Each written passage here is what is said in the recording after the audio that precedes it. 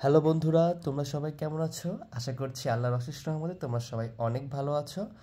বেশ কিছুদিন পরে তোমাদের পঞ্চম শ্রেণীর জন্য আরও একটি নতুন ক্লাস নিয়ে চলে আসলাম। দেখো, আজকের ক্লাসে আমরা যেটা নিয়ে আলোচনা করব সেটাকে আমরা বলতেছি দশমিক ভগ্নাংশ। আমি এখানে হেডলাইন দিয়ে দিয়েছি, দেখতে পাচ্ছ তোমরা, যে দশমিক ভগ্নাংশ। এইটা হচ্ছে তোমাদের সপ্তম অধ্যায়ের আলোচনা। তাহলে এইটা কিছু বেসিক বিষয় আমাদেরকে বুঝতে হবে, তাহলে অধ্যায়ের যে অঙ্কগুলো আছে সেগুলো সমাধান করা আমাদের জন্য খুবই সহজ হবে।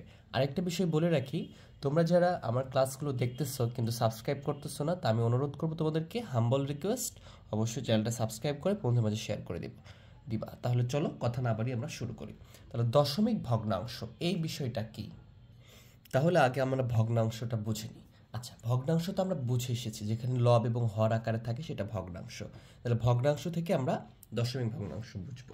মনে করো এই যে আমরা একটা ছক আঁকাই নিছি, মনে করো এইটা হচ্ছে 1 লিটারের একটা পাত্র, যেখানে 1 লিটার পানি আছে। আমাদের 1 লিটার কি আছে? পানি আছে। তাহলে এই পাত্রটাকে আমরা 10 ভাগে ভাগ করছি। এখন বলতে পারো 10 ভাগে কেন ভাগ করলাম? কারণ আমরা শিখতেছি দশমিক ভগ্নাংশ মানে কি, 10-এর যে অংশটা থাকে সেটা থেকে শিখতেছি, এর জন্য আমরা 10টা ভাগে ভাগ করেছি। দেখো, 1টা 2টা 3টা 4টা 5টা 6টা 7টা 8টা 9টা 10টা। আমরা যে পাত্রটাকে ভাগ করছি তার মানে কি 10টা ভাগে ভাগ করেছি। তাহলে আমরা ভগ্নাংশের নিয়ম থেকে কি জানি? আমরা যে এতটুকু অংশকে কি লিখতে পারি? দেখো, এতটুকু অংশকে আমরা লিখতে পারি, এই যে টোটাল ভাগটা কত, টোটাল এখানে এটা 10 ভাগের কত ভাগ? এটা 1 ভাগ। এই 1 ভাগটা কি লিখি? উপরে লিখি, আর নিচে কি করি? 10 লিখি। হরে লিখি কি? নিচে, মানে যতগুলো ভাগ করা হয় সেটা হরে লেখা হয়। তাহলে এতটুকুকে আমরা বলতে পারি, এই পুরাটা যদি একটা অংশ হয় বা 1 লিটার হয়, তাহলে আমরা বলতে পারি এটা 10 ভাগের 1 ভাগ, এবং এই 1 ভাগকে আমরা বলতে পারি 10-এর 1 অংশ। 10-এর 1 অংশ বা 10 ভাগের 1 ভাগ, এতটুকু পরিমাণ। সিমিলার ওয়েতে এই যে এতটুকু, এইটার পরিমাপটাও কি? এটার পরিমাপও অবশ্যই কি হবে? এই যে আমাদের এটা হবে 1/10 বা 10-এর 1 ভাগ। বুঝতে পারছো? অবশ্যই। কেন হবে? কারণ পুরোটাকে 10 ভাগে ভাগ করতে মানে কি, প্রত্যেকটা অংশ, এই প্রত্যেকটা অংশ কি 10-এর 1 ভাগ করে, প্রত্যেকটা অংশ। তাহলে যতগুলো ভাগে ভাগ করবো সেটা আমরা হরে লিখবো, আর প্রত্যেকটা অংশ 1, এই জন্য আমরা উপরে 1 লিখছি। তাহলে এইটা হচ্ছে আমাদের কি একটা সাধারণ ভগ্নাংশ। তো এখন যদি আমরা এই দুইটা ভাগকে এক করি, কি করব? এই দুইটা ভাগকে এক করব, তাহলে কি হচ্ছে? এইখানে আমরা, এটা তো 10 ভাগ আছে, তাহলে 10 লিখবো, এবং যেহেতু এখানে এই 10-এর কয়টা অংশ নিছে, এই যে একটা অংশ, এই যে একটা অংশ, দুইটা অংশ নিছে, তাহলে আমরা লিখতে পারি লবে 2, তার মানে 10-এর 2 ভাগ।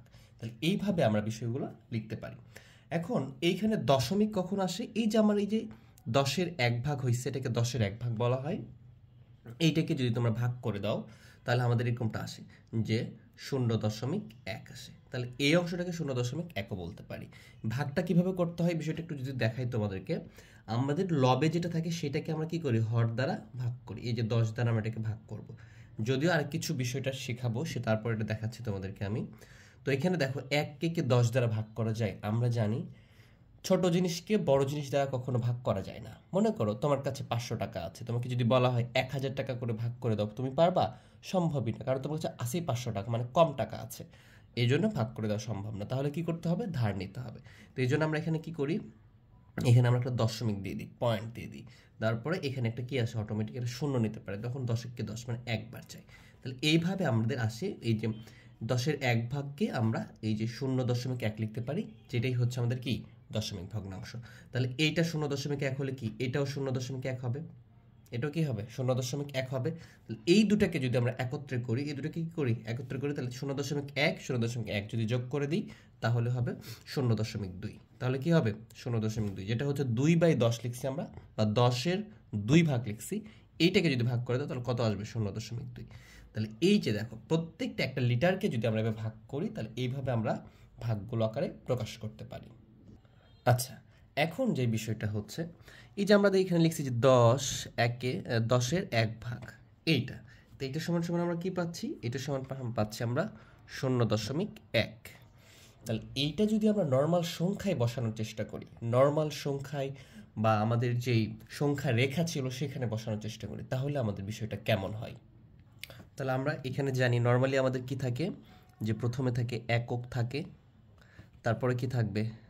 দশক থাকে, তারপরে শতক থাকে, এরপরে হাজার, অযুত এভাবে থাকে আমাদের। কিন্তু এইগুলো কি? এইগুলো হচ্ছে এই যে শূন্য, এইটাকে একক বলতে পারি আমরা। এককের পরে যে যাদের অবস্থান সেইগুলো হচ্ছে আমাদের দশমিক ভগ্নাংশ। তাহলে এখানে যদি আমরা দশমিক দিই, তাহলে এই যে দশমিকের পরে একটা অবস্থান করতেছে সেইটাকে আমরা সংখ্যা রেখায় কি বলতে পারি, সংখ্যা রেখায় তার অবস্থানটা কি হতে পারে সেইটাকে আমরা বলি, এককের পরে যেটা থাকে সেটাকে বলি আমরা দশমাংশ। কি বলি? দশমাংশ। এবং তারপরে যেটা থাকে সেটাকে আমরা বলি শতাংশ। কি বলি আমরা? শতাংশ। এরপরে যেটা থাকে সেটাকে বলি আমরা সহস্রাংশ। সহস্রাংশ।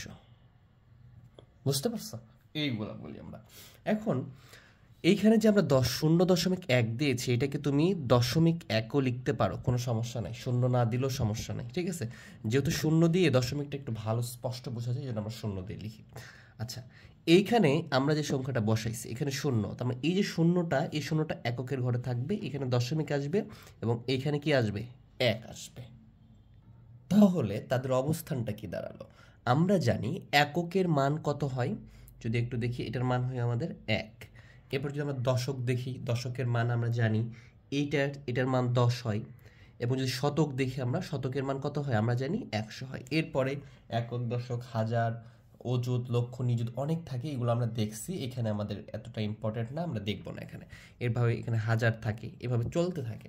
তাহলে এই যে দশমাংশ, শতাংশ, এইগুলোর মানটা কেমন হবে, এইগুলোর মানটা কেমনভাবে বসবে, এইখানে যদি আরেকটু দেখানোর চেষ্টা করি তোমাদেরকে।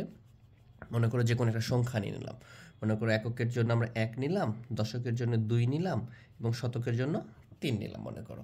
তাহলে এখানে দশমিক ছিল, দশমিক দিলাম। দশমাংশের জন্য মনে করো 1 নিলাম, শতাংশের জন্য 2 নিলাম এবং সহস্রাংশের জন্য 3 নিলাম। তাহলে কি আসলে দেখো বিষয়টা, এই যে দশমিক দিয়েছি, এই সংখ্যাটা কীভাবে পড়বো আমরা সেটা আগে শিখে নিই। এটাকে দেখতেছি যে 3, 2, 1 মানে একক, দশক, শতক। তাহলে 321 দশমিক, কি বলবো? 321 দশমিক, 321 দশমিক 123 বলবো?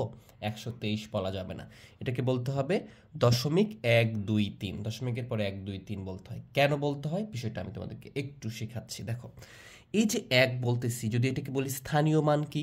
1-এর স্থানীয় মান একক 1। এবার যদি আমরা বলি 2-এর স্থানীয় মান কত? 2-এর স্থানীয় মান দশক, মানে 2-এর স্থানীয় মানের মান কত হবে? 2, এর সাথে গুণ দিব আমরা কত? 10 গুণ করি আমরা, তাহলে কত হবে? 20। 2-এর স্থানীয় মান কত? 20। সিমিলার ওয়েতে আমরা যদি বলি 3-এর স্থানীয় মান কত, তো 3-এর স্থানীয় মান হচ্ছে শতক। তার মানে 3 গুণ, এখান থেকে কি করব? এটার সাথে আরও 10 গুণ করব, মানে 100 গুণ করব, তাহলে কত হবে? 300।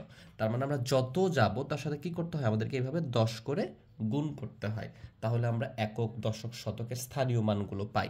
এই জন্য আমরা বলতেছি 321। আর স্থানীয় মান বললে এটার স্থানীয় মান 1, এটার স্থানীয় মান 20 এবং এটার স্থানীয় মান 300। তাহলে দ্যাট মিনস যেটা বোঝানোর চেষ্টা করতেছি সেটা হচ্ছে এই 1-এর, এই 2-এর, 3-এর এটার স্থানীয় মান কই থেকে পাবো? এইখানে খেয়াল করো, 1/10 মানে 10-এর 1 ভাগকে আমরা লিখতে পারি 0.1। তাহলে এইখানে দেখো 0.1 এই জায়গাটা চলে আসছে না? তাহলে এইখানে কি হইছে? এটা কখন 0.1 হচ্ছে?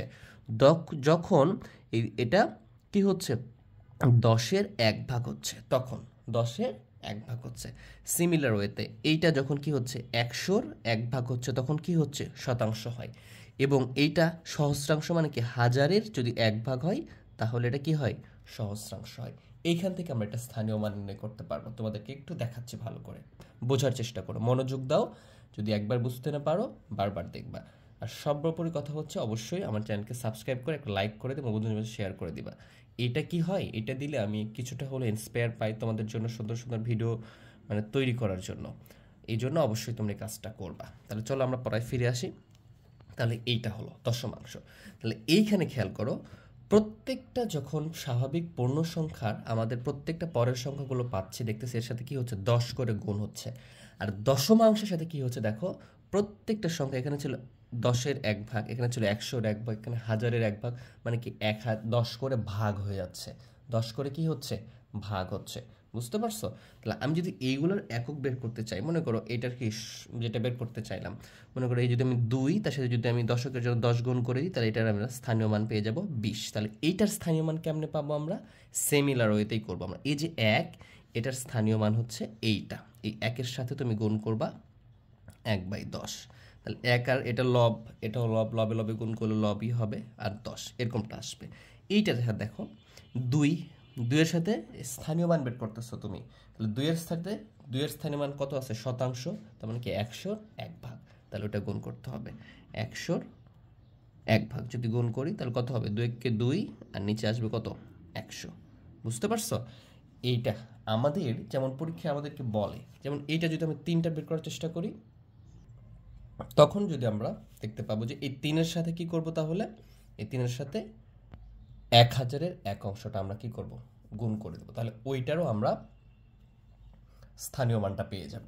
তাহলে এইভাবে বিষয়গুলো আসছে।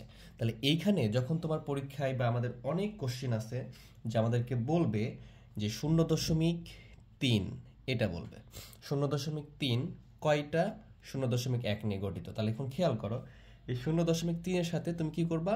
এই যে 1/10 এটা গুণ করে দিবা, তাহলে বিষয়টা পেয়ে যাবা। ঠিক আছে?